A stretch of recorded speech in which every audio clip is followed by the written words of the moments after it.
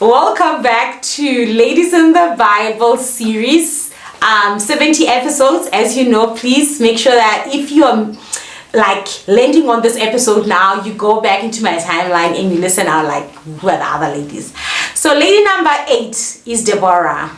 Other people say Deborah, other people say Deborah, other people say Deborah. It depends where you're coming from, but I want to call her Deborah. I love calling her Deborah. So lady number 8 is Deborah.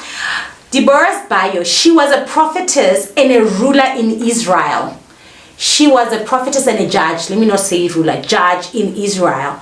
And at a time, you know these things, like back in the days, everyone, ladies, you know how this feminist movement in this now day and like we take it so lightly that women are in leadership, but back then it was like a very rare thing to see women ascend to this prominent and place of influence. So she was absolutely awesome. Deborah, she was a counselor, she was a judge.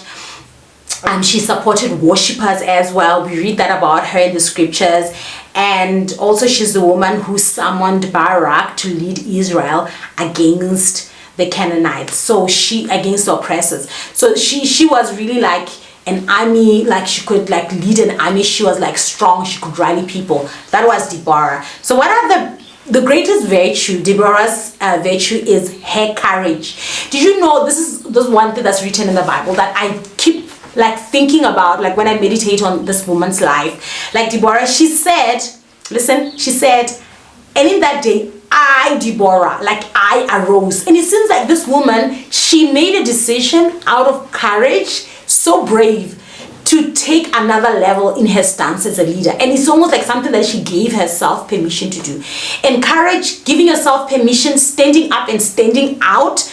I think these are the great virtues that Deborah had, and which is something that I wish I could just like, if there was a cup full of courage, bravery, like giving yourself permission, wanting to stand up and doing what you know. If there was a cup with that kind of a drink, like I'll lick it, I'll drink it, I'll finish it up. And I believe that in this day and time, especially with the opportunities that we have as women, we need to be courageous, brave. Most of the community is not against women being in leadership. Like I think the women back in the past who had fought for the rights for us to have like the same opportunities, I think they deserve to see us wherever they are, standing up and really being courageous like Deborah. So that's what we can learn from her.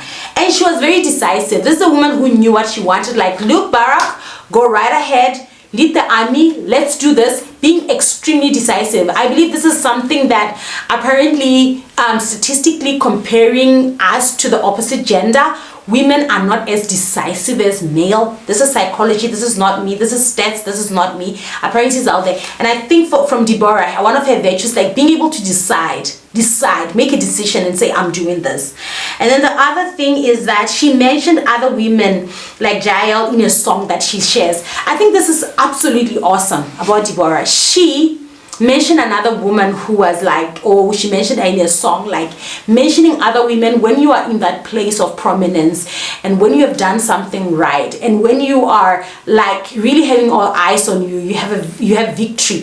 There's always a woman or two. There could be your mom, your grandmother, your auntie, your sister, your pastor's wife. Like there's usually a woman in your story who you can make mention of and say, I didn't come here and I didn't make it up to here all on my own. And I believe that's just such awesome. I love that about her, that she mentioned it. And her down part, like the vices, the disadvantages, what she did wrong, nothing is written in the Bible. If you know anything, please put it up in the comments, because remember, the beauty about God choosing us to serve him, he doesn't choose us because we are perfect. He chooses us because he is perfect, right? He bestows his righteousness on us. The blood of Jesus washes us. So we are perfect. We are righteous. We are sanctified because of him, not because of us. So if you know anything that Deborah has done, please put it in the comments, because it would be great to know that a woman who also had some sort of a weakness also rose to such a place of prominence and made a difference in history. So reflection questions that we can learn from the life of Deborah is,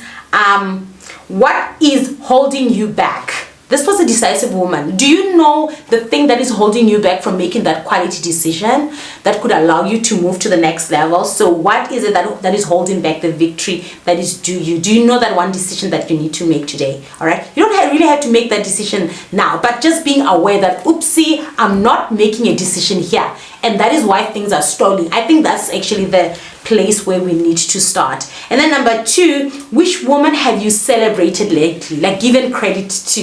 Actually just say that, oh, this is the woman I want to give credit to. Okay, let me actually do it right now.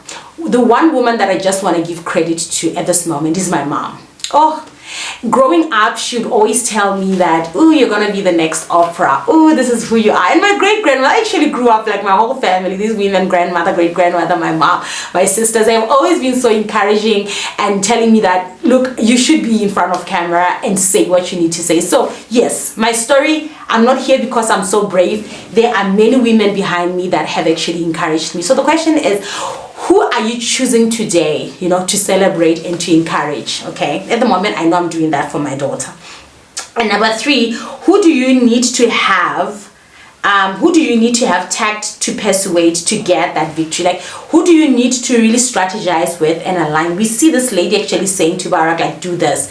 Who do you need to align with so that you can get that victory in your life? I think you can sit down. Do I need a coach? Do I need a mentor? Do I need to sit with my pastor? Do I need to talk to my husband? Do I need my friends? Do I need myself? Do I need to be closer to God to get done what I need to get to? There's always someone you need to align with for victory to come your way. So remember, at the end of every single one of these episodes on a series, The Women in the Bible, we always plug in questions.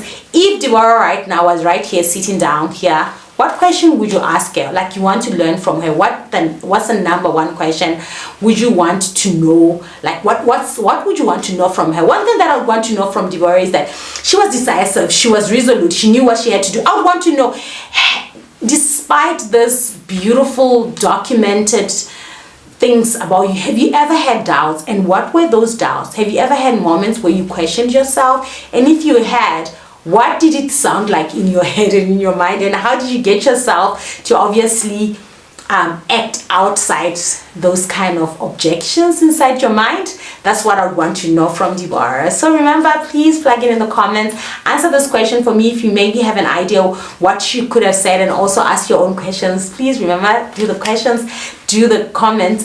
Until next time, to lady number 9, see you on the other side.